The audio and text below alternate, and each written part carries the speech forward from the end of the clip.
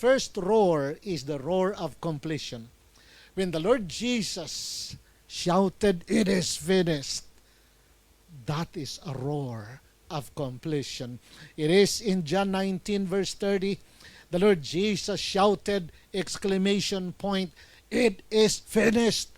And bowing his head, he gave up his spirit. Yan ang sabi ng Gospel of John, chapter 19, verse 30. Ang Greek word ng word na ito na "it is finished" is tetelestai. Tetelestai na ang meaning ay paid in full. Sinabi ni Lord Jesus doon sa cross, paid in full, bayad na. Ano ang binayaran ni Lord? Ang kasalanan ko, ang kasalanan mo. Dahil tuwing nagkakasala tayo, may kabayaran. Ang kabayaran ay kamatayan. Pero instead na tayo ang magbayad, si Lord Jesus ang nag-assume. Ang utang mo at utang ko, walang iba kundi ang consequence ng ating mga kasalanan. Si Lord Jesus ang nagbayad. Kaya doon sa cross, He shouted, "Tetelestai," paid in full ka na. Kaya sabihan mo ang iyong katabi, paid in full ka na.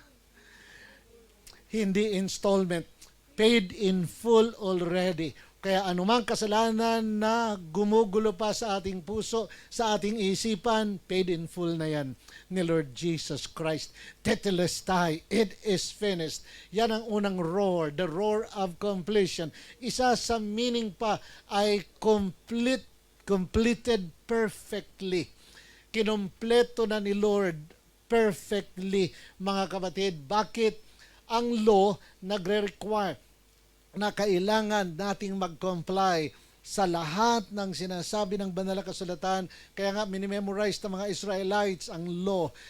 Mula pa sa kanilang pagkabata ay nagbabasa na sila. I have seen a lot. Nakakasakay ko sa bus, nakakasakay ko sa train, nagbabasa mga bata pa, tapos nagme-memorize sila, tapos pinagpipray nila ang nasa Bible dahil maraming requirement. Pero mga kapatid, ang Lord Jesus, nung andon siya sa cross, nung sabihin niya, "It is finished," tetelestai, completed perfectly. Ako na ang gumawa. Kasi ang sabi ng Bible, wala ni isa na makafulfill ng law. At pag merong isa na nakabreak, ni isa lang nakatiting na law, ang equivalent niyan, hindi na na-fulfill ang lahat. Kaya wala ni isa. Kaya nga ang sabi ng Romans 3:23, all have sinned and have fallen short. We have fallen short from the glory of God. Bagsak lahat. Kahit anong gawing pagsusumikap, bagsak pa rin. Kahit anong gawing pagpapakabait, bagsak pa rin. Kahit pinilit na mag-emote para maging mabait, bagsak pa rin. Ang sabi ng Bible, ang ating mabuting gawa ay katulad lamang ng basahan sa harapan ng Diyos. Kaya walang nakaabot sa pamantayan ng Diyos. Pero doon sa cross, ang Lord Jesus, nung sinigaw niya, "It is finished," completed perfectly. Kaya nga ang ating awitin kanina, wala na tayong ninanais pa, si Jesus lang. Give me Jesus. Nothing in this world.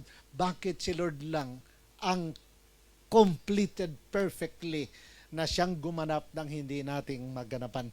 Pangatlo na meaning, nothing left undone. Kaya tinapos na talaga ni Lord.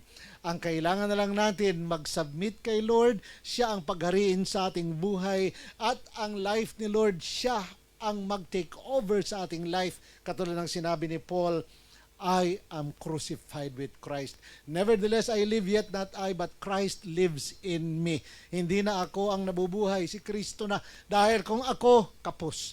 Kung ako, hindi complete, incomplete. Incomplete pag hindi si Lord ang may control.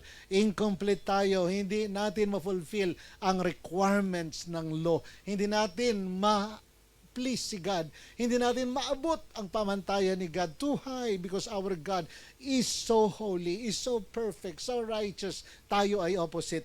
Pero with the Lord Jesus who died on the cross, as we allow the Lord to come and take over in our lives, it is finished. Paid in full ka na, completed perfectly pa, nothing left undone.